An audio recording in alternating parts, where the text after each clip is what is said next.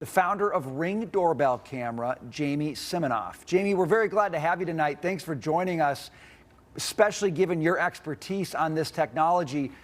You know, early in the investigation, the news was that Nancy Guthrie didn't have a subscription, so the video wasn't going to be saved. Now, 10 days later, we're finding out there is video, but it's not stored in the cloud. How did they get this video? Where did they find it? And how difficult is it to recover? I mean, definitely hard to speculate on something like this because, everybody builds their systems differently. What I will say is that part of the importance of how we've built the cameras at Ring and cameras like what you're seeing here is that they do broadcast to a cloud backup. And so, what you are seeing is that, even with the destruction of the camera, they were able to then, recover footage. And I don't want to speculate exactly like what happened or what subscription they had or whatever. I think there's a lot of probably information out there that we don't know. But it does seem like this video footage might be the best evidence so far, and it shows why it is just so important to have these cameras. Jamie, stay on this for a second. Has Ring ever had to work with law enforcement on a similar case? And does law enforcement say the camera companies, whether be it Ring or Nest, do they require a warrant to get access to the video? But what kind of cooperation are we talking about here? Certainly with Ring, we would require a warrant to work with law enforcement. It does happen, though it is very rare. With Ring, if you don't have a subscription, if you don't have recording, we would not have the data in the cloud to be able to recover this. So with Ring, in order to protect our customers' privacy, if you don't want the recordings, we don't have them. They don't exist. But with a subscription, for sure, they would exist.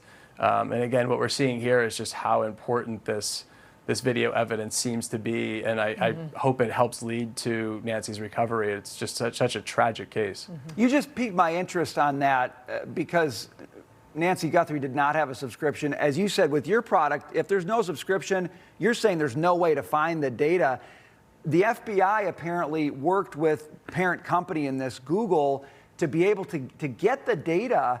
For people who have a Nest camera, even if you're not subscribing, that does create the possibility, it sounds like, that your data is still somewhere in what they're calling a back-end system. I'm just curious if that surprises you, that they were able to find it in that manner. Yeah, I mean, again, I wouldn't want to speculate. Maybe maybe we're wrong and that she did have some sort of subscription. Again, we're getting a lot of, in these cases, I've found that a lot of the things that we're hearing are not always correct, and we find out later what's actually happening. I do know with Ring specifically, if you delete a recording or if you don't want a recording, you don't have a subscription, we do not have it stored. I know that because I built the systems with my team.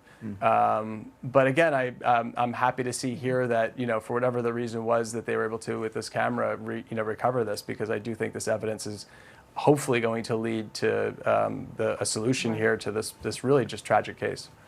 And all of this raises the issue of surveillance, and we want to get to Ring's recent ad that aired during the weekend's big game, the Super Bowl, promoting the camera's new search party feature, the AI feature, Search Party for Dogs.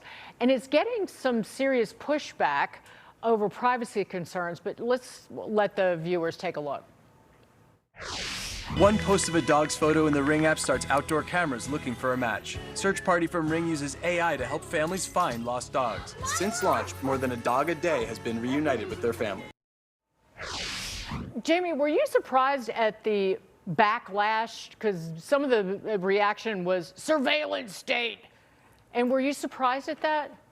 I was surprised. I mean, I can understand the concern. When you look, though, at how Search Party for Dog works, it actually is a completely built on privacy. So what we do is we look for a dog. Someone posts a dog. We find it. We say to Jamie, this dog that's lost in your neighborhood looks like this dog in front of your camera. Do you want to contact your neighbor? If you say no, your privacy is protected. You're totally fine. If you say yes, then I think most people would want to, you help return the dog. And what we've seen in the response is definitely there is concern from people that I think that don't understand how the system works, which is a shame. But the people that do understand it, the people that I literally got a text from a friend today who didn't know we were doing this and said he cried when he watched it because 2 years ago his dog was lost and they never found it. And they wish they had a system like this. So I do think what it's doing is so important. We're returning over a dog a day. And we're doing it by keeping privacy and trust because that is very important. So I think the question I would ask as sort of the layman watching this is, well, if you can do that for a dog,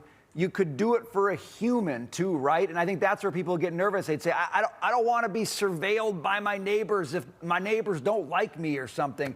Is there a protection built into the system to make sure that what you're doing for dogs doesn't happen for a human? Yeah, so the number one post in our Neighbors app was lost dogs. And so we built this for lost dogs. The system works around dogs. It does not work for humans. So it just, it wouldn't even work for that. One quick thing. Jamie, did you fire your ad agency? I was the one who came up with the ad, so I guess I have to fire myself, so. Well, you're welcome back here anytime. We appreciate Thank you so much. appreciate your expertise. Thank you very much for Jamie, joining us.